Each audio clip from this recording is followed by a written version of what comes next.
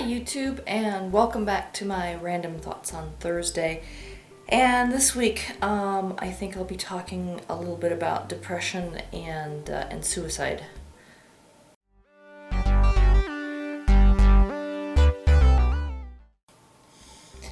So if you saw the video that went up on my channel last week, it was a memorial tribute to my now late husband. About a week and a half ago, he lost his battle with depression. He had been depressed from his accounting since he was a teenager. He was pretty sure it hit him when he hit puberty, and it just kind of never lost its grip on him. And he fought it. He did. I know that there's a lot of stories of people who are depressed and they never seek help and things. And he was one that he knew he had a problem. He had both severe depression as well as anxiety, specifically medical anxiety. Some people would have called him a hypochondriac, but he always took whatever existing ailment he had and liked to blow it out of proportion. So he was always dying of something. But ultimately it was the depression more than anything else that was his problem. And he had it managed for a very long time. He had a psychiatrist that he had been seeing. He'd actually, had seen several different ones, but one, it wasn't the right fit. The one that ultimately was the right fit ultimately ended up retiring because he was not a young man anymore. And then my husband was referred to another psychiatrist, and he's the one he's been seeing for the last, 7 or 8 years now. And had him on a variety of medications, and my husband was taking his medications for the most part, and things. And so he was doing everything that he needed to try and keep himself from falling into complete despair. Last June, something triggered a very massive downward spiral in his depression. He worked with a psychiatrist. He actually started seeing a psychologist as well. They were working on his medications and changing them up and everything. But whatever it was that triggered it, we have a few ideas, but I don't need to go into detail about that. But the triggering event that got him in the downward spiral, we weren't able to pull him out of it. And I was probably, out of all of everyone he knew, the one that was about the most aware outside of his doctors about how bad it was getting with him. And I encouraged him to call his dad, to call his brother, to talk to his aunt, who's also a psychologist.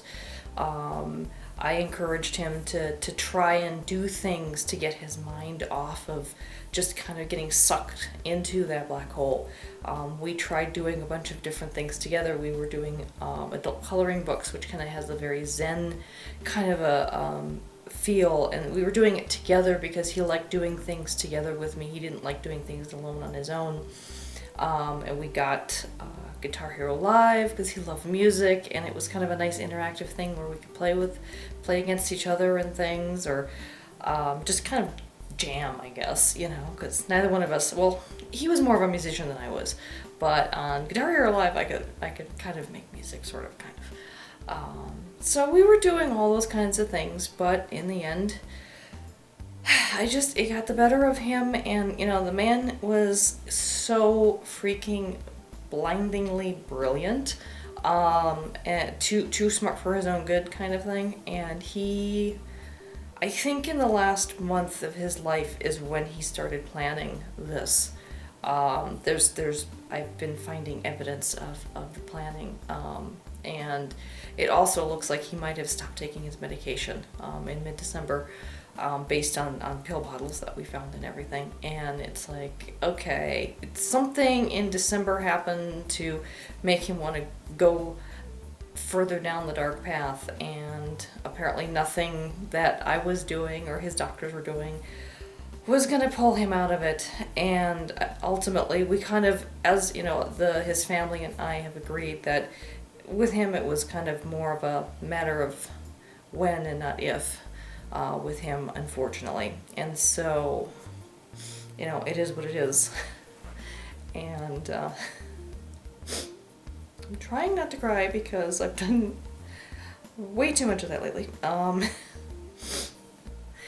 Anyway, so he was a good guy. He really wasn't. He was, like I said, he was so blindingly brilliant, and so much potential, and so many things that he could have done. And it's a shame that he had to suffer with this disease, because ultimately, at the end of the day, that's what this is. It's a disease. There's something that went wrong in his brain, either when he hit puberty or whatever. I mean, who knows? Doctors still don't even know. Scientists still don't know exactly what causes it or how to fix it or anything. I mean, obviously everyone's doing the best that they can to help those who suffer from it. And I know a number of people, both online and offline, who suffer from it as well. And, you know, this kind of thing makes me worry about all of them, you know, because who knows what's going to trigger something to make them on the inevitable path, you know. And for many people, it doesn't happen. For many people, you know, they suffer, but they get through it day by day. And, if nothing else, I mean, what I will take away from this is, you know, I knew, because my mom had depression, my grandmother had depression. I actually witnessed my mom attempting suicide when I was 15. So I've kind of been there, done that a little bit. I wish I could say I hadn't, but I had. And so one thing that I learned from my experiences when I was younger was, you know, that make sure that the people that you love know it. Be there for them. I know day to day you get caught up in life and get busy and everything else. But I knew how much my husband was suffering, and I did my best to make sure he knew how much I loved him and how much I was willing to do whatever it took to get him better if it was at all possible. And I will take comfort in the fact that I was trying everything to help him. And the very last words that we spoke to each other was that we both said, "I love you." And I'm very, very grateful that that's my last memory. Because if we'd had a fight, if we had said nasty things to each other or whatever, I would be haunted by that for the rest of my life. And I know I would. And so, you know, it was something that he and I had agreed to years and years ago. Never go to bed angry, or leave the house angry. That we always resolve a fight before we go to bed or before we leave the house. And so, even though we hadn't been fighting at all the last couple of weeks, I think the last fight he and I had was like maybe a month or two, or it's actually been a while since we had a real serious fight. And so, but you know, whenever we did have a fight, we always worked it out. I mean, we'd have our scream fest and, you know, go to our separate corners and then kind of come back and take a deep breath and talk it through. And we always tried to resolve our fights before we went to sleep, because we never knew, you know, if one of us didn't wake up the next morning, you know. And it was because he had also suffered. His mom was an alcoholic. My mom was an alcoholic. His mom died a year after mine did. Both of them were, you know, alcoholism-related problems, health problems that they had. And so he and I both recognized the fact that it's like, you know, we cannot go to bed angry at each other, because you never know what's going to happen. His mom had strokes. My mom had massive organ failures. I saw my grandfather with strokes and things. And it can be so sudden. You can look so healthy and all of a sudden just get hit, and just, you never know. And so I'm glad that Dave and I were kind of on the same page with that, where we were like, okay, it doesn't matter how bad it gets. It doesn't matter how much we fight. We always go to bed having resolved it first, or leaving the house, you know. And the day that this happened, he told me he was going out for Starbucks, which was something that he often liked to do. He was like, okay, I'm going to go out, I'm going to take my laptop, and, you know, I'm going to go to Starbucks and get a Wall Street Journal and just kind of chill for a little bit. And that was a common thing that he did 2 or 3 times a week. And so it didn't ring any alarm bells to me when he said he was going to go do that. I was like, okay, honey, enjoy yourself. I'll have dinner ready when you get back and all this stuff. And he just never came home.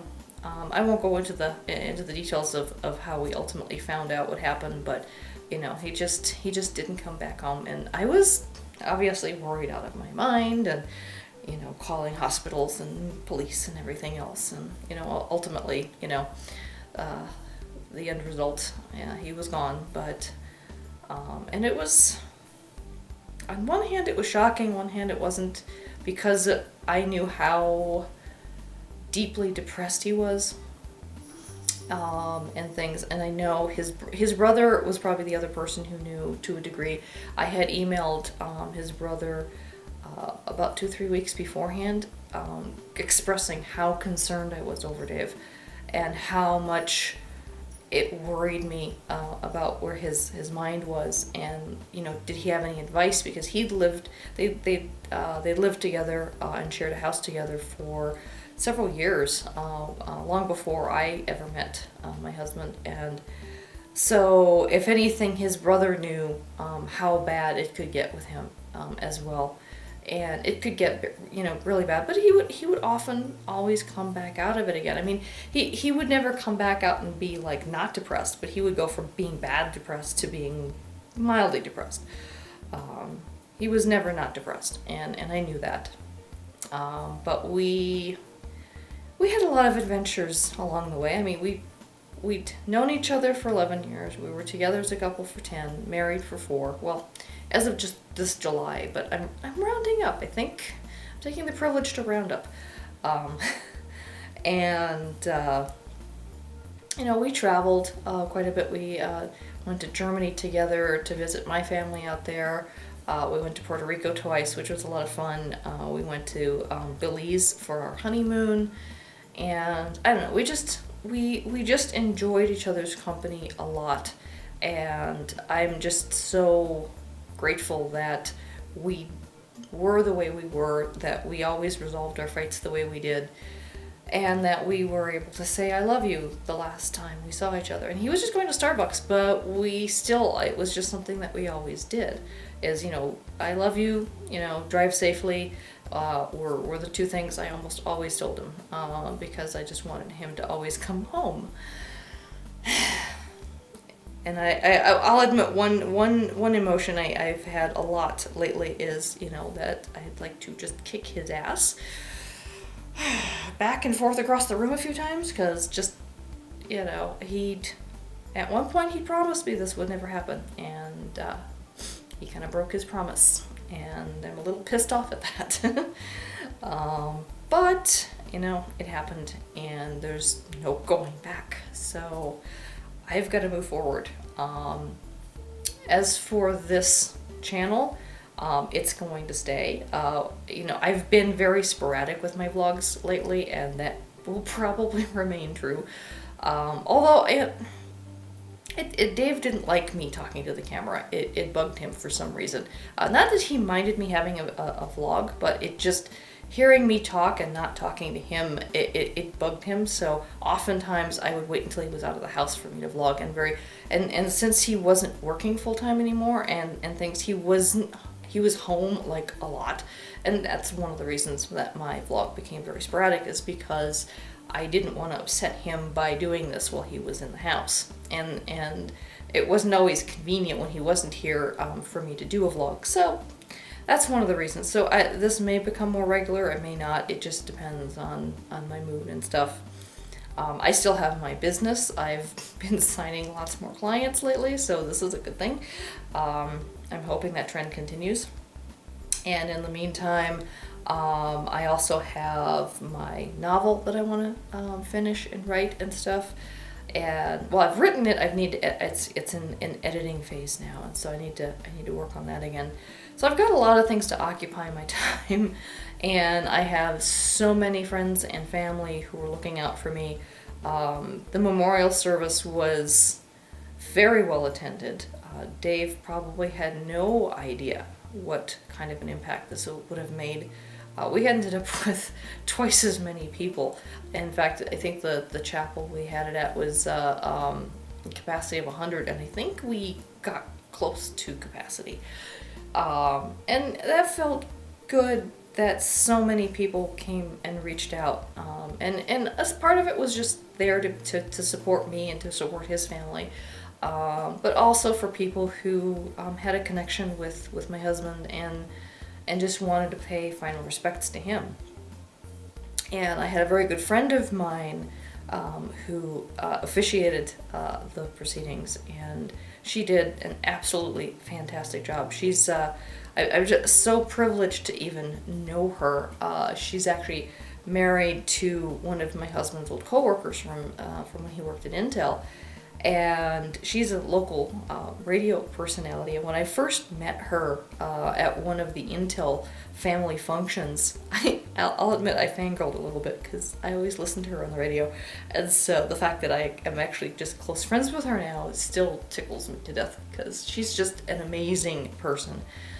So full of life and warmth and just everything. And she did the memorial. She just did a wonderful job. Let's put it that way. I'll leave it at that. But anyway, so that's kind of what's going on with me right now. Is just probably the biggest and worst life event changing thing that as much as I knew he was suffering, this is not something I was expecting to happen anytime soon.